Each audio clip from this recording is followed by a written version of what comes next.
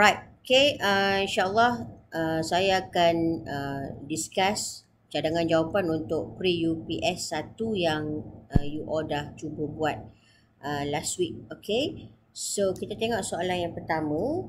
Okay, yang dia kata which of the following below are correct. Okay, kita ada 4 pilihan dekat situ. Okay, yang pertama Hibiscus sp, yang kedua Hibiscus rosa sinensis, yang ketiga Oryza sp, dan yang keempat adalah Oryza sativa. Okey, jawapan kita adalah Hibiscus rosa sinensis lah. Okey, kenapa pilihan jawapan yang pertama tu salah? Okey, sebab cara penulisan spesies ataupun scientific name yang tepat adalah merangkumi genus dan juga spesies. Sebab tu kita kena tulis lengkap lah kalau ada pilihan yang lebih lengkap berbanding dengan kita meletakkan genus dan hanya meletakkan SP. Okay, sebab tu pilihan yang pertama tu jadi tak tepat. Right? Okay. And then untuk Oryza SP ni pun sama. Okay. Penulisan scientific name yang tepat adalah Oryza sativa seperti pilihan jawapan yang keempat ni. Tapi kenapa dia salah? Okay, kita kena tahu untuk penulisan spesies S tu sepatutnya huruf kecil lah, tak boleh huruf besar. Sebab tu cara penulisan Oryza sativa pilihan yang keempat tu adalah salah. So yang tepat adalah pilihan jawapan B tu lah, Hibiscus rosa sinensis. Okay. Okay, soalan kedua, below is 3 domain system proposed by Kawus accept. Okay, dia bagi kita pilihan jawapan Archaea, bakteria dengan eukarya. Right, okay, simple sebenarnya. Kita hanya ada 3 domain system saja, iaitu domain bakteria, domain Archaea dan juga domain eukarya. Okay, kalau kita tengok pilihan jawapan tu, okay, kita ada Archaea, kita ada bakteria dan kita ada eukarya. And soalan kata except kecuali. Okay, sebab itu jawapan kita adalah Animalia. Sebab Animalia ni adalah kingdom sebenarnya yang berada di bawah domain eukarya. Okay, kalau kita tengok di bawah domain eukarya yang kita ada kingdom Protista. Okay, kena ingat lah. Kita ada kingdom Plantae, kita ada kingdom Fungi dan juga kita ada kingdom Animalia. So, remember, we have 3 domain system iaitu domain bakteria, domain Archaea, domain eukarya, dan di bawah domain eukarya ni kita ada kingdom Protista, kingdom Plantae, kingdom Fungi dan juga kingdom Animalia. Right. Okay. Kita tengok soalan yang ketiga. Okay. Soalan yang ketiga dia tanya tentang which of the following is the rule of bacteria. Alright. Okay, untuk jawab soalan macam ni memang you all kena hafal lah. Okay, so kita tahu rule of bacteria ni adalah sebagai ataupun dalam symbiotic condition. Okay, sebahagian bakteria adalah pathogenic, maknanya boleh menyebabkan penyakit, and then ada bakteria juga yang terlibat dalam recycling of chemical elements. Alright. So sebab itu jawapan yang paling sesuai untuk rule of bacteria tu kita ambil pernyataan yang pertama ni. Alright. Okay. Kenapa pilihan kedua, ketiga dan keempat tu tak tepat? Sebab ada food source. Okay. Sebenarnya tidak ada bakteria yang dijadikan sebagai sumber makanan. Okay. Sebab tu pilihan jawapan B, C dan D tu tak tepat. Okey. Okay, kita tengok soalan yang keempat. Okay, which of the following statement is not the characteristic of kingdom Protista? Okay, kingdom Protista, hati-hati dia kata yang bukan. Okay, characteristic of kingdom Protista. Okay, kalau kita tengok dekat sini, right? Eukarya dia sebenarnya betul. Okay, and then all protists are photoautotrophs ni dia tak tepat. Okay, nanti kita tengok kenapa jawapan B tu tak tepat. Okay, mostly are unicellular but few are multicellular ni betul. And then unicellular protists reproduced by binary fission. Right. Okay, kita tengok karakteristik protis. Okay.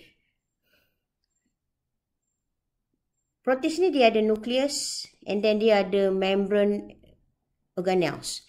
So, bila organisma-organisma yang ada nukleus, yang ada organel ni, okay, dia jelas lah. Okay, organisma itu adalah sejenis eukariot. Sebab kita tahu kalau prokariot yang dia tak ada nukleus kan, dia tak ada organel. Okay, sebab tu eukariot tadi tu betul. Okay, then, okay, most of kita punya protis ni adalah unicellular. And some is a multicellular. Okay, tengok pilihan jawapan tadi sebab tu betul kan. C tu most are unicellular and few are multicellular. Alright, so kita tengok statement B tu kenapa dia tak tepat. Alright. Okay, statement B tu kenapa dia tak tepat? Sebabnya bukan semua protis kita adalah jenis photoautotrof. Okay, sebab ada beberapa spesies protista adalah heterotrof. Apa beza photoautotrof dengan heterotrof ni? Heterotrof ni dia macam animal lah, dia makan. Tetapi kalau photoautotrof ni dia ada photosynthetic pigment, means dia boleh menjalankan fotosintesis. So dalam keadaan protis ni, okay, kita ada dua-dua keadaan. Ada sesetengah dalam keadaan heterotrof, ada sesetengah spesies dalam keadaan photoautotrof. Right. So pembiakan protis kita adalah secara asexual. Dan bila kita tengok dalam gambar ni, okay, pembiakan protis, okay, melalui asexual ni adalah menggunakan kaedah binary fission, belahan dua. Alright. Okay, itu a list of karakteristik kita punya protis. Okay, kita tengok soalan yang seterusnya. Okay, soalan kelima ni simple. Dia tanya tentang component of cell wall. And then you all kena ingat, okay, selain daripada fungi, plant cell juga ada cell wall, bakteria juga ada cell wall. Okay, cuma soalan sekarang ni, dia tanya tentang fungi. Okay, take note, okay, cell wall fungi dibina daripada keratin. Sebab tu jawapan dia D itulah, keratin. Sebab kalau cell wall plant cell, komponen yang membina cell wall plant cell adalah selulose. Okay, kena ingat. Cell wall plant cell, selulose. Cell wall fungi, keratin. Sebab kalau cell wall bakteria, okay, dia terdiri daripada peptidoglycan. Tak sama. Okay, walaupun kita ada ketiga-tiga ni fungi, ada cell wall plant cell, ada cell wall bakteria, ada cell wall, tapi komponen yang membentuk cell wall tu tak sama. Kalau fungi, keratin, kalau plant cell, selulose, dan kalau bakteria adalah peptidoglycan. Alright, yang ni kena hafal lah. Okay, kita tengok soalan seterusnya. Okay, soalan yang keenam dia kata, all the following statement below are the characteristic of Porifera. Okay, dia tanya tentang phylum Porifera, salah satu phylum di bawah kingdom Animalia. Okay, and then dia kata yang tersenarai itu adalah karakteristik Porifera kecuali. Okay, right. Bila kita tengok Porifera ni, yang dia memang asimetri. Okay, asimetri ni adalah keadaan bila kita tengok Porifera tu, okay, sama ada di asimetri ataupun bilateral. Okay, keadaan dia lah. Okay, dan okay, Porifera ni juga dia tak ada true tissue. Okay, and then dia juga selesai. Pilihan yang ketiga ni adalah salah. Kenapa salah? Okay, right. Di sini saya senaraikan karakteristik untuk Porifera. Okay, Porifera ni dia tidak ada true tissue yang. Bila dia tak ada true tissue, maknanya dia tidak boleh dikaitkan dengan selum. Selum ni adalah cavity yang hanya akan terbentuk pada binatang ataupun pada animal yang ada true tissue. Tapi sekarang ni Porifera kita no true tissue. So bila dia no true tissue, maknanya dia tidak ada selum. Okay, sebab tu jawapan C ni salah. Okay, maknanya kita tak boleh kaitkan dia dengan apa-apa keadaan selom. Sama ada selomate ke, aselomate ke, pseudoselomate ke. Dia memang totally tidak ada selom. Kenapa kalau kawan awak tanya? Sebab ni. Dia tidak ada true tissue. Sebab itu pilihan jawapan ketiga ataupun C tu salah. Right. Okay, untuk keadaan body dia, yes, dia asymmetry. Okay, dia single body cavity. Ni dia maksud single body cavity. Okay, kalau kita tengok dia ada 1, 2 lapisan sel. Dan dia kurang nervous system. Okay, sebab itu kalau you all tengok batu karang, SpongeBob tu, okay, dia sebenarnya living organism. Dia haiwan tau. Tapi dia macam batu kan. Sebab dia memang dia tak ada nervous system. Dan bila dia dewasa, dia sesai. Sesai ni dia keras. Dia tak bergerak-gerak. Walaupun dia binatang. Dia kena ingat Porifera ni, SpongeBob tu dia sebenarnya adalah binatang lah. Dia berada di bawah kingdom Animalia. Alright? Okay, so you all kena hafal lah karakteristik kita punya Porifera. Okay, kita tengok soalan seterusnya. Soalan seterusnya dia tanya berkenaan dengan body cavity. Body cavity ni adalah selom sebenarnya. Okay, kita ada 3 jenis ataupun 3 keadaan selom. Okay, tengok gambar ni. Kita ada, okay, gambar yang pertama ni adalah selomate. Gambar yang kedua ni adalah pseudoselomate. Dan gambar yang ketiga ni adalah selomate. Okay, kalau awak tengok keadaan ketiga-tiga selom ni tak sama kan. Kalau kita tengok selomate ni, okay, dia ada lapisan biru, dia ada lapisan pink, lapisan kuning dan kosong. Putih tu maksudnya kosong kat tengah-tengah tu. Nampak beza. Tapi bila kita bandingkan dengan pseudoselom, okay, dia ada lapisan biru, lapisan pink and then dia ada rongga kat sini. Okay. Lepas tu baru ada lapisan kuning dan dekat dalam ada rongga balik. Nampak? Okay. Kita boleh bezakan keadaan ataupun kerata rentas selom tu sama ada dia jenis aselomate ataupun pseudoselom. Kalau kita tengok selomate ni yang lapisan biru, lapisan pink, lepas tu ada lapisan putih, lapisan pink balik nampak, lapisan kuning, lapisan putih. Beza kan antara ketiga-tiga tu. So bila kita tengok balik soalan, okay, bila soalan kita ada lapisan biru, lapisan pink, lepas tu lapisan putih, kuning, putih. Tengok contoh saya bagi tadi. Okay, biru, pink, putih, kuning, putih. So jelas. Soalan tu dia bagi kerata rentas ataupun dia bagi contoh selom jenis pseudoselomate. Sebab tu jawapan kita D itulah. Pseudoselomate. Bukan selom, bukan aselomate, bukan triboblastic. Okay, jawapan kita adalah pseudoselomate. So kalau nak jawab soalan macam ni, memang korang kena hafal gambar yang ni lah. Okay? Macam mana membezakan di antara selom, selomate dan juga pseudoselom. Right. Okay? Nampak beza berdasarkan dia punya lapisan tu. Okay. Kita tengok soalan yang ke-8.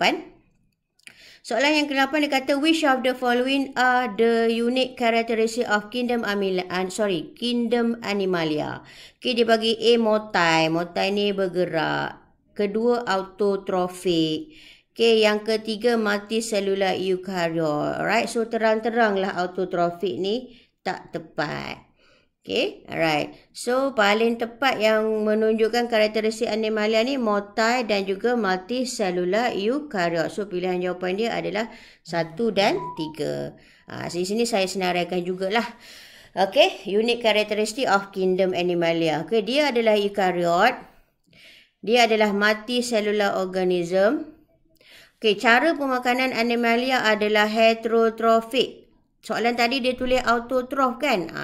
Haiwan kebanyakannya haiwan tak boleh menghasilkan makanan sendiri. Dia perlu makan. Sebab tu kita panggil dia heterotrophic. Macam mana cara kita makan? Kita menggunakan kaedah holozoid.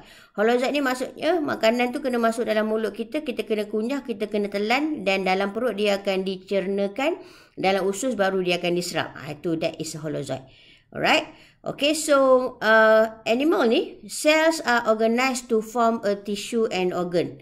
Okay, kecuali Porifera tadilah. Kalau you all ingat Porifera tadi dia tak ada true tissue kan. Maknanya Filem-filem yang lain kecuali filem Porifera di bawah kingdom Animalia, dia ada tisu, dia ada organ. Sebab itu, makna filem lain selain daripada filem Porifera, dia akan ada coelom.